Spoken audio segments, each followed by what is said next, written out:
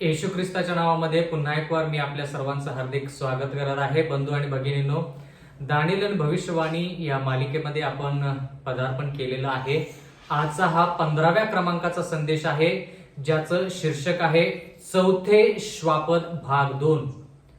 आपण 4 श्वापदे भाग 1 आणि त्याच्यानंतर 4 श्वापदे याच्याविषयी शिकलो, पण आज आपण विशेष करून चौथे श्वापदेचा भाग 2 असं शिकणार आहोत.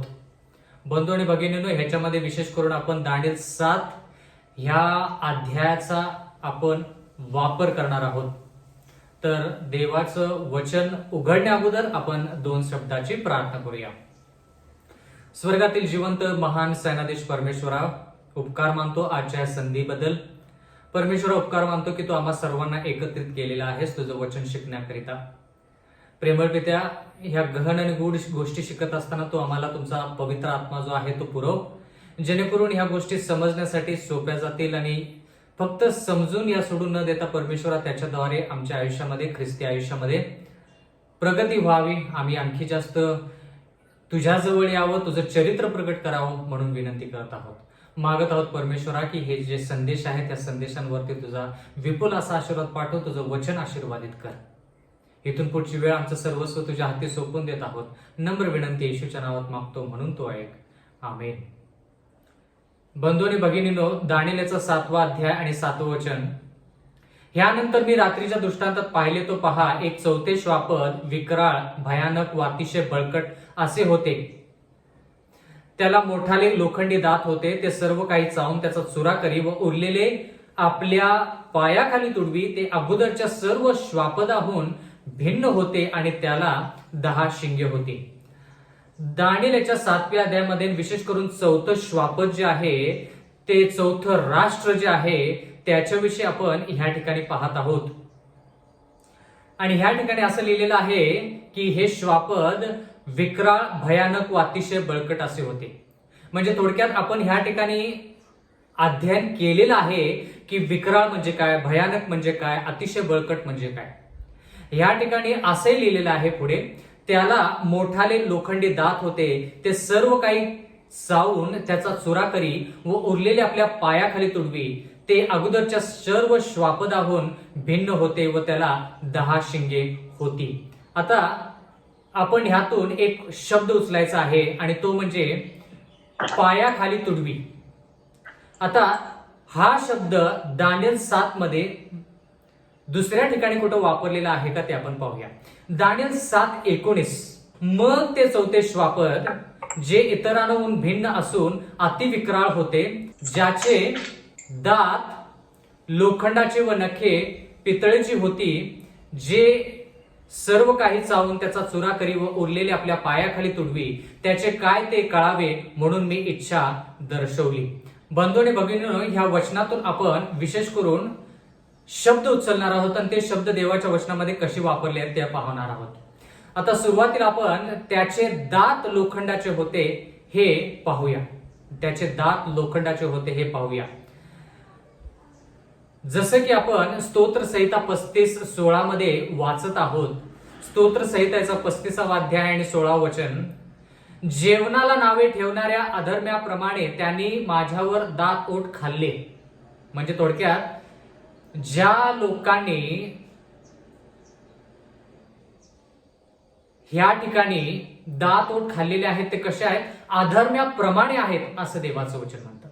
मग आता दात ओठ खाणे म्हणजे काय. आणखी 35वा अध्याय स्तोत्र संहिताचा 35वा अध्याय 17व वचन. हे प्रभू, कोठवर पाहत राहशील, त्यांनी योजलेल्या अरिष्टापासून माझा जीव, तसाच तरुण सिंहापासून माझा प्राण सोडी. म्हणजे हे लोक अधर्म्याप्रमाणे दात ओठ खात आहेत, म्हणजे थोडक्यात चिडलेले आहेत, ते रागावलेले आहेत. आणि इतके रागवलेले आहेत की हा व्यक्ती म्हणतो की मला त्यांच्या तावडीतून, मला त्यांच्या त्रासातून सोडव. पुढे वाचूया स्तोत्र संहिता याचा 37वा अध्याय आणि 12व वचन. आपण दात ओठ हा शब्द उचललेला आहे कारण की या श्वापदाला चौथ्या राष्ट्राला, जे रोमचं राज्य आहे, ज्याची कारकीर्द 168 ख्रिस्तपूर्व ते 476 इसवी सन अशी आहे, देवाचं वचन म्हणते की त्याला दात आहेत. तर दात हा शब्द कशाला दर्शवतो हे आपण पाहत आहोत. स्तोत्र संहिता 37 अध्याय आणि 12 वचन. दुर्जन नीतिमाना विरुद्ध मसलती करतो, त्याच्यावरती दात ओठ खातो. आता दात ओठ खातो दुर्जन, जो पापी आहे, जो देवाच्या विरुद्धात आहे, तो जो पवित्र आहे, जो नीतिमान आहे, त्याच्यावरती दात ओठ खातो. आता दात ओठ म्हणजे काय? स्तोत्र संहिता याचा 57वा अध्याय आणि 4थं वचन. माझा जीव सिंहामध्ये पडला आहे, ज्यांचे दात केवळ भाले व बाण आहेत. बघा, म्हणजे असं आहे का की दुर्जनांना शब्दशः दातामध्ये भाले आहेत, शब्दशः त्यांचे दात जे आहेत ते बाणासारखे आहेत. म्हणजे नेमकं काय ह्या स्तोत्र संहिताच्या पुस्तकामध्ये दात ओठ दर्शवतात? ज्यांची जीभ तीक्ष्ण तलवारीसारखी आहे. म्हणजे शब्दशः ते दुर्जन जे आहेत त्यांची जीभ तलवारीसारखी आहे का त्याचा अर्थ वेगळा काय आहे? अशा जाज्वल्य मनुष्यांमध्ये देखील मी पडून राहीन. आता ह्या ठिकाणी दात ओठ म्हणजे काय? आता ह्या ठिकाणी देवाच्या वचनामध्ये वेगवेगळ्या दृष्टिकोनातून आपण दात ओठ हा शब्द पाहत आहोत. आता आणखीन थोडी वचनं पाहूया, म्हणजे आपल्याला कळेल की दात ओठ म्हणजे काय. विलापगीत याचा 2रा अध्याय आणि 16 वचन. तुझ्या सर्व शत्रूंनी माझ्यावर आपले तोंड पसरले आहे, ते धुतकारून दात खातात. आता आणखी जास्त माहिती. ते म्हणतात, आम्ही त्याला गिळून टाकले आहे. खरोखर ह्याच दिवसाची आम्ही अपेक्षा करीत होतो. आम्हाला हा दिवस लाभला, हा आम्ही पाहून चुकलो. आता दात ओठ खाणे म्हणजे थोडक्यात एखाद्या व्यक्तीला त्रास देण्यासाठी निश्चय करणे, निर्धार करणे आणि त्यानुसार योजना ज्या आहेत त्या पार पाडणे. म्हणजे एखाद्याचा जीव घेण्यासाठी प्रयत्न करणे किंवा योजना आखणे, त्याला म्हणायचं दात ओठ खाणे. आणखीन एक वचन म्हणजे ह्याच्यामध्ये आपल्याला जास्त स्पष्ट कळेल. प्रेषितांचे कृत्य याचा 7वा अध्याय आणि 54 वचन. देवाचं वचन म्हणतं, त्याचे हे भाषण ऐकणाऱ्यांच्या अंतःकरणास इतके झोंबले की ते त्याच्यावर दात ओठ खाऊ लागले. ह्या ठिकाणी पार्श्वभूमी अशी आहे की स्तेफननं देवाच्या वचनानुसार वचन सांगितलेलं आहे आणि ते यहुदी लोकांना आवडलेलं नाही. आणि म्हणून यहुदी लोक म्हणतायत की आता ह्या स्तेफनला आपण काहीतरी केलं पाहिजे किंवा त्याचा आवाज जो आहे तो शांत केला पाहिजे. म्हणून देवाचं वचन म्हणते की त्याने दात ओठ काढले. आणि जर पुढे आपण पाहिलं तर देवाच्या वचनामध्ये आपल्याला पाहायला मिळेल की त्यांनी त्याला छावणी बाहेर, गावाबाहेर नेऊन त्याला धोंडमार करून त्याचा प्राण घेतलेला आहे. म्हणजे दात ओठ खाणे म्हणजे छळ करणे, त्रास देणे, जीव घेणे, त्याला म्हणायचं दात ओठ खाणे. मग आपण आता दानिएल 7 कडे परत यायचं आणि पाहायचं की हे श्वापद जे आहेत त्याचे दात जे आहेत ते लोखंडाचे आहेत. बरोबर, म्हणजे हे काय करतं श्वापद? हे दात जे आहे ते दात छळाला दर्शवतात. म्हणजे हे राष्ट्र जे आहे, हे 4थं राष्ट्र जे आहे, हे लोकांचा छळ करतात. आता 4थं श्वापद जे आहे त्या 4थ्या श्वापदामध्ये पहिला भाग आणि दुसरा भाग असा आहे. जसं दानिएल 2 मध्ये आपण पाहिलं की 4थं राष्ट्र आहे, जे पहिलं राष्ट्र पाय, आणि पाय म्हणजे थोडक्यात ते लोखंडानं दर्शवलेला आहे, म्हणजे तो 4थ्या राष्ट्राचा पहिला भाग. दानिएल 2 प्रमाणे पाय लोखंडाचे जे आहेत त्या पुतळ्याचे, ते रोमचा राष्ट्र जे आहे त्याचा पहिला भाग दर्शवते. आणि मग त्याच्यानंतर पावलं जे माती आणि लोखंड याचं मिश्रण आहे, तो रोमचा दुसरा भाग आहे. म्हणजे पावलं आणि बोट जे आहेत ती माती आणि लोखंडाने दर्शवलेले आहेत, तो रोमचा दुसरा भाग आहे. पण सध्या आपण रोमच्या पहिल्या भागाविषयी बोलत आहोत. आता आणखीन एक आपण वचन उचलूया जे देवाच्या वचनामध्ये आहे, ज्याच्यामध्ये आपण दानिएल 7:19 मध्ये ज्यावेळेस वाचलं त्यावेळेस त्या ठिकाणी 4थ्या श्वापदाविषयी आपल्याला जास्त माहिती मिळते. जर तुम्ही लक्षपूर्वक ह्या वचनांकडे पाहिलं असेल तर बंधू आणि भगिनींनो, तुम्हाला हे समजलं देखील असेल, तुम्ही याच्यावरती विचार देखील केला असेल की पहिले जे 3 श्वापद आहेत, पहिले जे 3 राष्ट्र आहेत, जसं की पहिलं राष्ट्र सिंहाने दर्शवलेलं आहे ते बाबिलोनचं राष्ट्र आहे, ज्याची कारकीर्द 605 ख्रिस्तपूर्व ते 539 ख्रिस्तपूर्व अशी आहे. त्याच्याविषयी जास्त माहिती दानिएल 7 मध्ये चौथ्या श्वापदाच्या तुलनेमध्ये कमी आहे. दुसऱ्या श्वापदाविषयी आपण विचार करूया, जे अस्वलाने दर्शवलेलं आहे, जे मेदी पार्शीचं राष्ट्र आहे, ज्याची कारकीर्द 539 ख्रिस्तपूर्व ते 331 ख्रिस्तपूर्व अशी आहे. त्याच्याविषयी देखील चौथ्या श्वापदासारखं जास्त लिहिलेलं नाही. तिसरं श्वापद जे चित्त्यासारखं आहे आणि देवाचं वचन म्हणतं की ते तिसरं जे श्वापद आहे ते ग्रीसचं राज्य आहे, ज्याची कारकीर्द 331 ख्रिस्तपूर्व ते 168 ख्रिस्तपूर्व अशी आहे. त्याच्याविषयी देखील जसं चौथ्या श्वापदाविषयी जास्त माहिती दिलेली आहे तशी 3 श्वापदांविषयी जास्त माहिती दिलेली नाही. म्हणजे याचा अर्थ असा आहे की देव आपल्याला ह्या चौथ्या श्वापदाकडे लक्ष देण्यास भाग पाडत आहे किंवा जास्त लक्ष देण्यास आपल्याला सांगत आहे. हे राष्ट्र देवाच्या दृष्टिकोनातून आपल्यासाठी फार महत्वाचं आहे, त्याचं अध्ययन करणं आपल्यासाठी फार गरजेचं आहे, म्हणून आपण त्याच्याविषयी जास्त शिकत आहोत.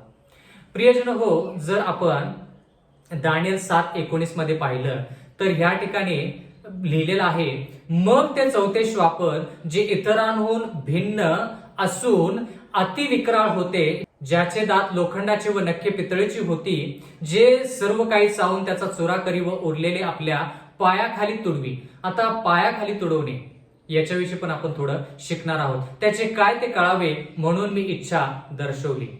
आता पायाखाली तुडवणे म्हणजे काय? म्हणजे थोडक्यात पाय आणि पायाखाली तुडवणे हे कशाला दर्शवतं? प्रगटीकरणाचा पहिला अध्याय आणि 15 वचन, त्याचे पाय जणू काय भट्टीतून काढलेल्या जळजळीत सोन पितळ्यासारखे होते. आता सोन आणि पितळ, सोन पितळ्यासारखे होते आणि त्याची वाणे अनेक जलप्रवाहाच्या ध्वनीसारखी होती. आता या ठिकाणी येशू ख्रिस्ताचं वर्णन केलेलं आहे प्रगटीकरण पहिल्या अध्यायामध्ये, आणि येशू ख्रिस्ताचे पाय देखील कसे आहेत? सोन पितळेसारखे आहेत. मग आपण असं म्हणावं का की चौथं श्वापद जे आहे ते येशू ख्रिस्त आहे? नाही ना बंधू आणि भगिनींनो, कारण की का चौथं श्वापद कसं आहे? नकारात्मक गोष्टीतून अतिशय भयानक आहे, अतिविक्राळ आहे, असं आपण अगोदर शिकलेलो आहोत आणि आपण सिद्ध देखील केलेलं आहे की ते जे श्वापद आहे ते दुष्कर्म करतं, पण येशू ख्रिस्त दुष्कर्म करत नाही. जरी येशू ख्रिस्ताचे पाय प्रगटीकरण 1 मध्ये सोन पितळेने दर्शवले असले तरी देखील ते चौथं श्वापद येशू ख्रिस्ताला दर्शवत नाही, हे आपण जाणून घेतलं पाहिजे. कारण की का दानिएल आणि प्रगटीकरणाचा अभ्यास करताना बंधू आणि भगिनींनो, आपण शब्द जे आहेत ते शब्द आहे तसे घ्यायचे आणि देवाच्या वचनामध्ये कसे वापरले ते पाहिजे. मग आपल्याला संदर्भ कळतो की येशू ख्रिस्त हे चौथं श्वापद का नाही आणि हे चौथं श्वापद येशू ख्रिस्ताला का दर्शवत नाही हे आपल्याला कळतं.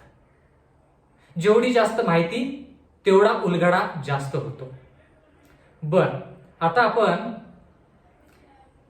दानिएलचा 10वा अध्याय आणि 6वं वचन वाचूया. दानिएल 10:6 मध्ये लिहिलेलं आहे, त्याचे शरीर वैडूर मण्यासारखे असून त्याचे मुख विद्युलतेसारखे होते, त्याचे नेत्र पेटलेल्या दीपासमान होते, त्याचे हातपाय उज्ज्वल पितळेसारखे होते आणि त्याच्या शब्दाचा ध्वनी एखाद्या समुदायाच्या गजबजाटासारखा होता. तर आता ह्या ठिकाणी दानिएल 10:6 मध्ये जे वर्णन केलेले आहे ते कोणाविषयी आहे आणि प्रगटीकरण 1 मध्ये जे वर्णन केलेलं आहे ते कोणाचं आहे? म्हणजे प्रगटीकरण 1 मध्ये जे वर्णन आहे त्याच प्रकारचं वर्णन आपण दानिएल 10 मध्ये पाहत आहोत आणि म्हणून ते वर्णन जे आहे ते एकाच व्यक्तीविषयी आहे असं आपण म्हणू शकतो, तो म्हणजे जिवंत देव येशू ख्रिस्त. कारण की का प्रगटीकरणामध्ये पण पाय कसे आहेत, सोन पितळेचे आहेत, आणि दानिएल 10 मध्ये पण सांगितलेलं आहे की त्याचे हात पाय उज्ज्वल पितळ्यासारखे आहेत. म्हणजे थोडक्यात दानिएल 10 अनुसार आपण असं म्हणू शकतो की प्रगटीकरण 1 मध्ये जे वर्णन केलेलं आहे ते एकच आहे, आणि ते म्हणजे येशू ख्रिस्त. ते वर्णन जे आहे ते येशू ख्रिस्ताचं आहे. बंधू आणि भगिनींनो, जरी प्रगटीकरणामध्ये हात पाय सोन पितळेने दर्शवले असले, दानिएलमध्ये पितळेने दर्शवलेले असले, तरी देखील ते चौथे श्वापद येशू ख्रिस्त नाही, आपण असं मागं शिकलेलो आहोत. आणखी जास्त त्याचा पुरावा आपण आज देतच आहोत. कारण की का हे जे चौथे श्वापद आहे ते नकारात्मक आहे. येशू ख्रिस्त चांगला आहे, तो लोकांना सार्वकालिक जीवनाचा मार्ग दाखवतो, म्हणून हे जे गुणधर्म आहेत हे गुणधर्म येशू ख्रिस्तासाठी लागू नाहीत. दानिएल याचा 7वा अध्याय आणि 7वं वचन. यानंतर मी रात्रीच्या दृष्टांतात पाहिलंय, तो पहा एक चौथे श्वापद, विक्राळ, भयानक व अतिशय बळकट. हे 3 शब्द आपण शिकलेलो आहोत. त्याला मोठाले लोखंडी दात होते, त्याच्याविषयी देखील आपण शिकलो आहोत. ते सर्व काही चावून त्याचा चुरा करी व उरलेले आपल्या पायाखाली तुडवी. पाय आणि पायाखाली तुडवे याच्याविषयी पण आपण पाहिलेलं आहे. ते अगोदरच्या सर्व श्वापदाहून भिन्न होते. आता भिन्न म्हणजे काय? आणि असं पुढे लिहिलेलं आहे, त्याला 10 शिंगे होती. आता भिन्न का? कारण की ह्या ठिकाणी असं लिहिलेलं आहे त्याला 10 शिंगे होती. बाकीच्या श्वापदांचा जर आपण विचार केला तर त्या ठिकाणी त्या श्वापदांना शिंगे नाहीत. त्या ठिकाणी त्या श्वापदांना जसं सिंह आहे आणि चित्त आहे त्यांना पंख आहेत, पण ह्या चौथ्या श्वापदाला शिंगे आहेत असं देवाचं वचन म्हणतं. आता ह्या ठिकाणी आपण पाहूया शिंगे हे कशाला दर्शवतं. शिंगे हे कशाला दर्शवतं? बंधू आणि भगिनींनो, दानिएल 7:24 प्रमाणे, दानिएल 7:24 प्रमाणे असं आपण ह्या ठिकाणी वाचत आहोत. आता 10 शिंगांविषयी विचारशील तर त्या राज्यातून 10 राजे निघतील. त्या राज्यातून 10 राजे निघतील. कुठून निघतील? त्या राज्यातून निघतील. म्हणजे आज आपण टप्प्याटप्प्यानं जोपर्यंत समजत नाही तोपर्यंत शिकायचं. आता असं लिहिलंय का की वेगळ्या राज्यातून 10 राष्ट्र येतील? नाही. असं लिहिलंय की आता 10 शिंगांविषयी विचारशील तर त्या राज्यातून 10 राजे निघतील आणि त्यानंतर आणखीन एक राजा निघेल. आता ह्या 10 शिंग म्हणजे काय?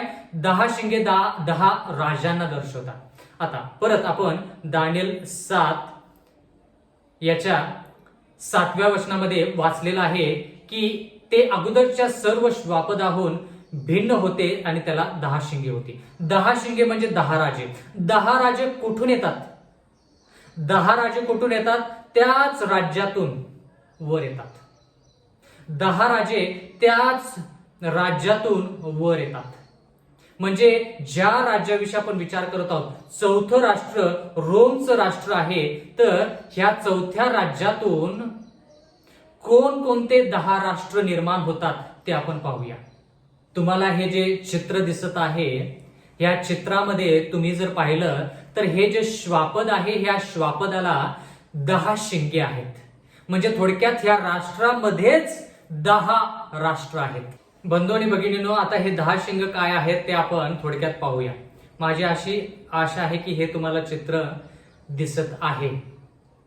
तर 10 शिंगांविषयी जर पाहिलं तर ह्या ठिकाणी पहिलं शिंग जे आहे त्याचं नाव, किंवा पहिलं राष्ट्र जे आहे त्याचं नाव, आणि सध्या ते राष्ट्र कोणतं आहे आजच्या काळात सध्या तागायत ते राष्ट्र कोणतं आहे ते आपण पाहणार आहोत. म्हणजे थोडक्यात आपण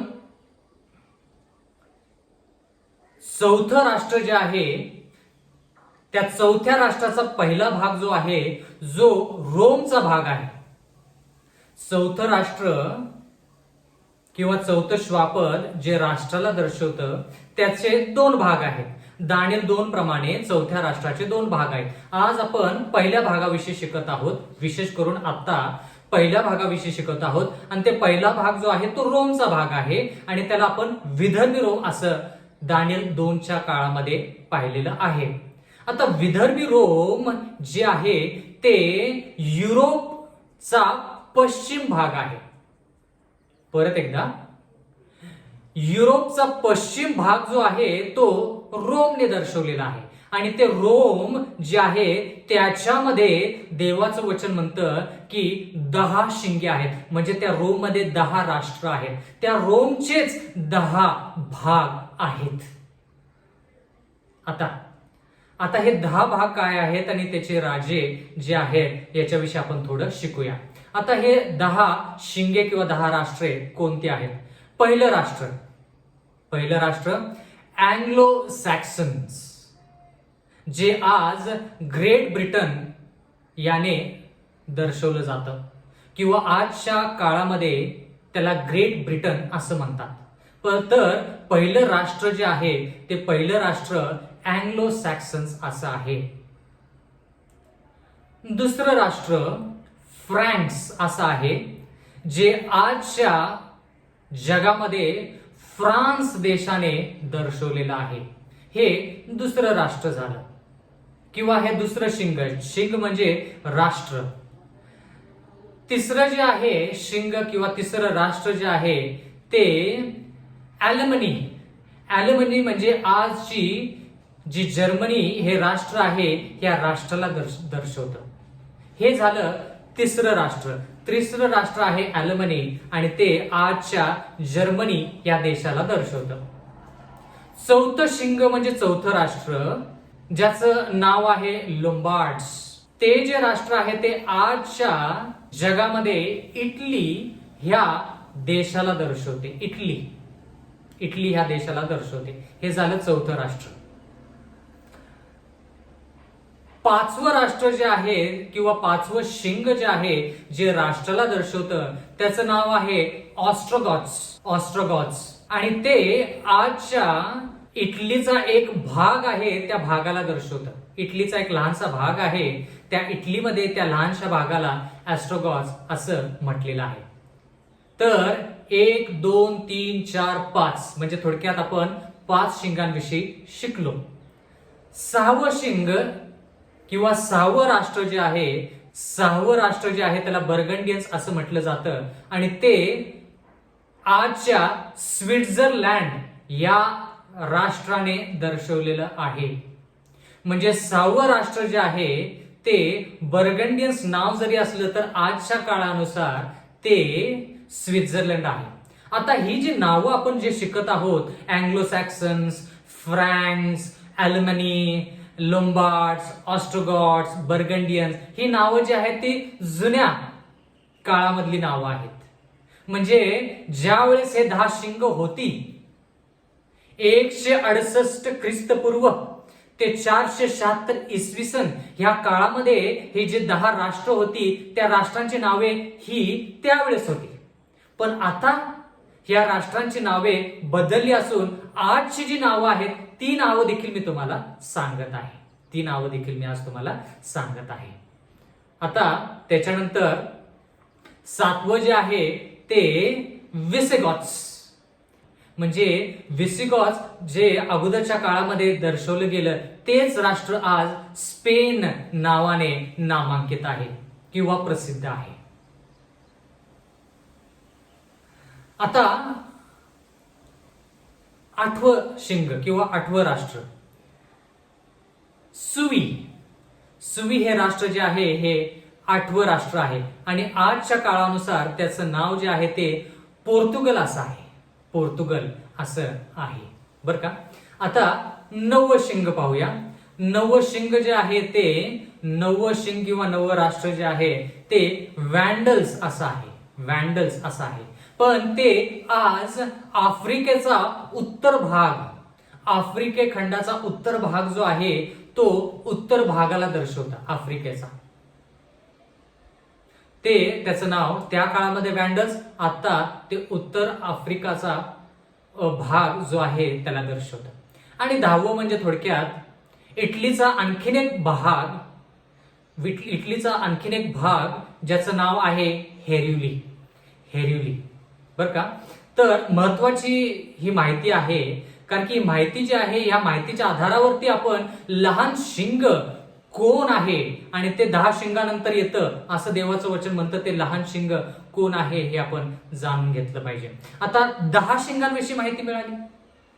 जुन्या काळामध्ये म्हणजे 168 ख्रिस्तपूर्व ते 476 इसवी सन ह्या काळामध्ये हे 10 राष्ट्रांनी काय केलं, त्या रोमचा पाडाव केला. म्हणजे रोम एकत्रित होतं, एक राष्ट्र होतं. पश्चिम युरोपचा भाग म्हणजे रोम जे होतं ते एक होतं, पण त्याच्यानंतर ह्या राष्ट्रांनी काय केलं, रोमला त्रास देऊन विभागणी केली आणि हे रोमचं राष्ट्र जे आहे ते त्याचा पाडाव झाला आणि 10 भागामध्ये ते त्याचं विभाजन झालं किंवा विभागलं गेलं. म्हणून आपण हे 10 शिंग जे आहेत ते 10 शिंग पश्चिम युरोप म्हणजे रोमच्या दृष्टिकोनातून हे 10 शिंग आपण पाहत आहोत. मग लोक तुम्हाला आणि मला विचारतील की पूर्व युरोपचा देखील पाडाव झाला. पूर्व युरोपचा देखील पाडाव झाला, ते अगदी बरोबर. 1453 इसवी सन मध्ये पूर्व युरोपचा देखील पाडाव झाला, पण तो पाडाव जो झाला तो एका राष्ट्रामुळे झाला. तो पाडाव जो पूर्व युरोपचा झाला तो एका राष्ट्रामुळे झाला. म्हणून हे जे 10 शिंग आहेत, हा जो पश्चिम युरोपचा जो भाग आहे तो पूर्व युरोपला आपण म्हणू शकत नाही, कारण की पश्चिम युरोपमध्ये 10 राष्ट्र आहेत, पूर्व युरोपमध्ये नाही. म्हणून हे 4थं श्वापद जे आहे, हे 4थं श्वापद ज्याचा आपण पहिला भाग शिकत आहोत, जे विधर्मी रोम आहे, ज्याचे 10 भाग झालेले आहेत, ते पश्चिम युरोप आहे आणि पूर्व युरोप नाही. कारण की का, पूर्व युरोपचा जरी पाडाव झाला तरी ते एका राष्ट्राने झाला, 10 शिंगाने नाही, 10 राष्ट्राने नाही. म्हणून आपल्याला जर लोकांनी विचारलं की तुम्ही कशावरून म्हणता की हे पश्चिम युरोप म्हणजे रोम आहे आणि पूर्व युरोप नाही, तर त्यांना आपण स्पष्टरित्या सांगितलं पाहिजे की ह्या ठिकाणी 10 शिंग आहेत. ह्या राष्ट्रातून 10 शिंगे वर आले, ह्या श्वापदातून 10 शिंगे वर आले असं देवाचं वचन म्हणतं. मग 10 शिंगे कोण? 10 शिंगे 10 राष्ट्राला दर्शवतात. तर पण ते 10 राष्ट्र जे आहेत ते पूर्व युरोपमधून वर आले नाहीत. त्या ठिकाणी पूर्व युरोपचा पाडाव झाला एका राष्ट्रामुळे, पण 10 इथं लिहिलेलं आहे म्हटल्यानंतर ही जी भविष्यवाणी आहे किंवा ह्यामध्ये जो आपण इतिहास पाहतो त्या इतिहासानुसार असं आपल्याला कळतं की हा पश्चिम युरोप विषयी लिहिलेला आहे. आणि पश्चिम युरोप म्हणजे रोम. पश्चिम युरोप म्हणजे रोम. बर, आता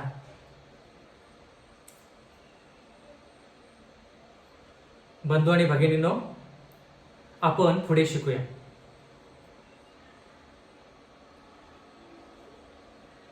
दानिएलचा 7वा अध्याय आणि 8वं वचन. मी ती शिंगे न्हाळून पाहत असता पहा, त्याच्यामध्ये आणखीन एक लहानसे शिंग निघाले. त्याच्यामुळे अगोदरच्या शिंगांपैकी 3 समूळ उपटली गेली.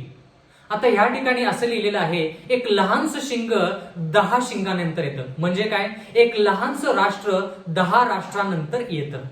म्हणजे 10 राष्ट्र आल्यानंतर, ते 10 राष्ट्र स्थापित झाल्यानंतर एक लहानसं शिंग येतं, म्हणजे एक लहानसं राष्ट्र येतं. आणि ते लहानसं राष्ट्र येण्या अगोदर काय होतं, बाकीचे अगोदरचे 3 राष्ट्र काय लिहिलं ह्या ठिकाणी, त्याच्यामुळे म्हणजे लहानशा राष्ट्रामुळे अगोदरच्या शिंगांपैकी म्हणजे अगोदरचे जे 10 राष्ट्र आहेत त्यांच्यापैकी 3 राष्ट्रांचा समूळ नाश होतो.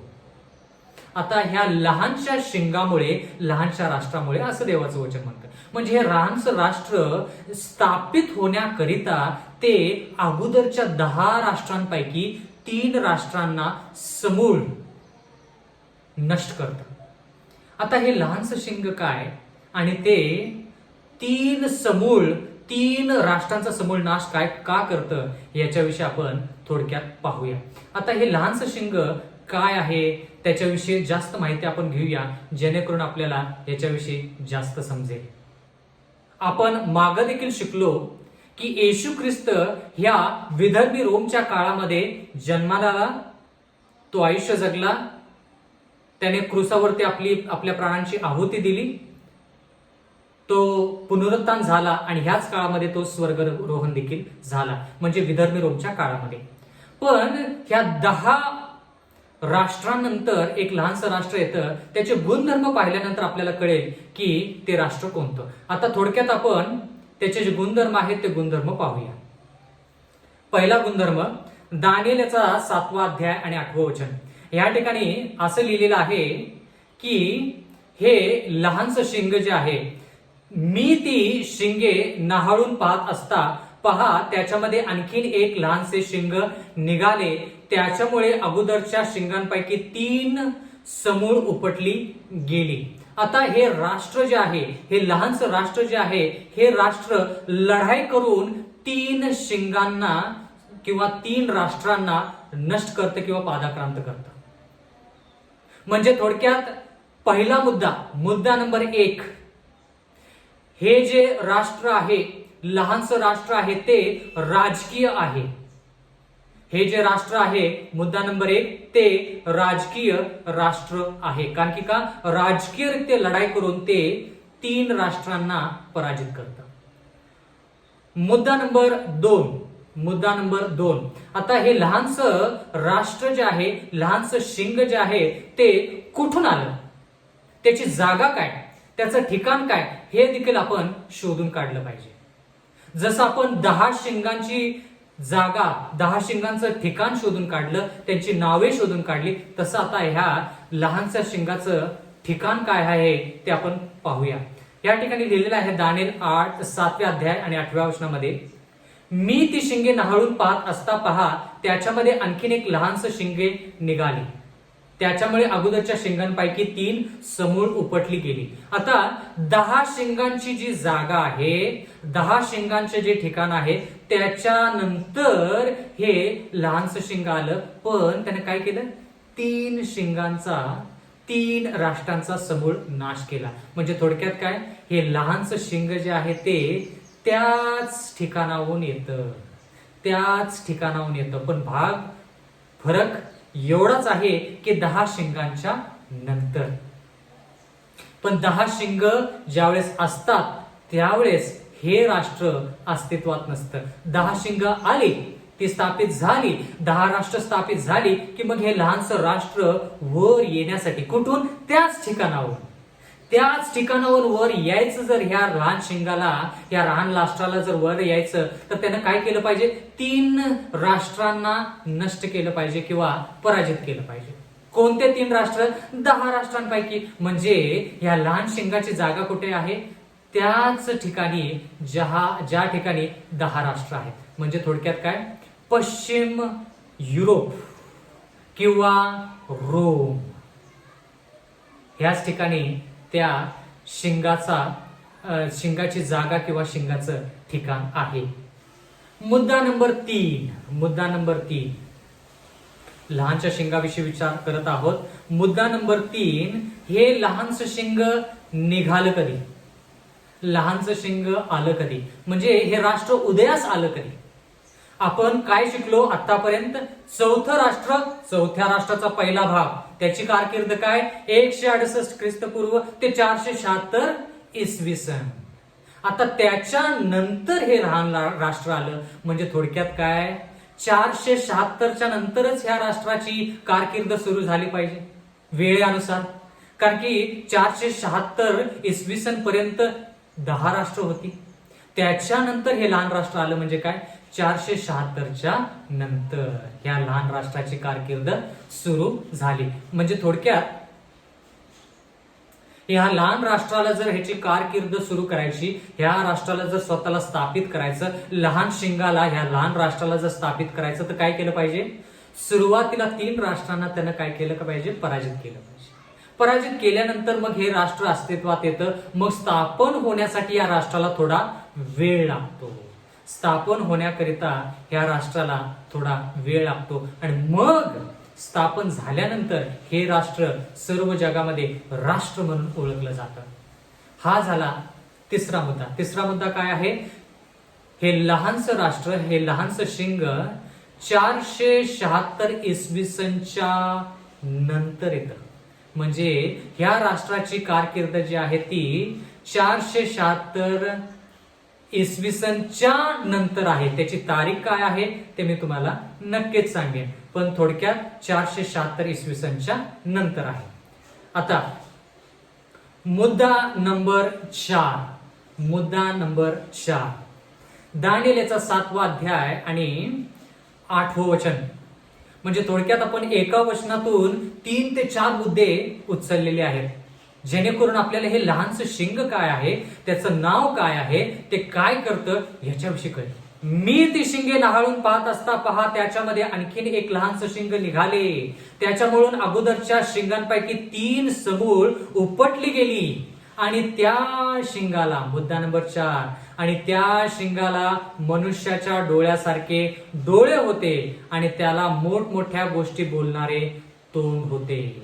मोठमोठ्या गोष्टी बोलणारे तोंड होते. आता देवाच्या वचनामध्ये असं लिहिलेलं आहे की मोठमोठ्या गोष्टी बोलणारे तोंड होते. आता याचा अर्थ काय, याच्याविषयी जास्त माहिती आणखी कुठे आहे का? दानिएल याचा 7वा अध्याय आणि 20वं वचन.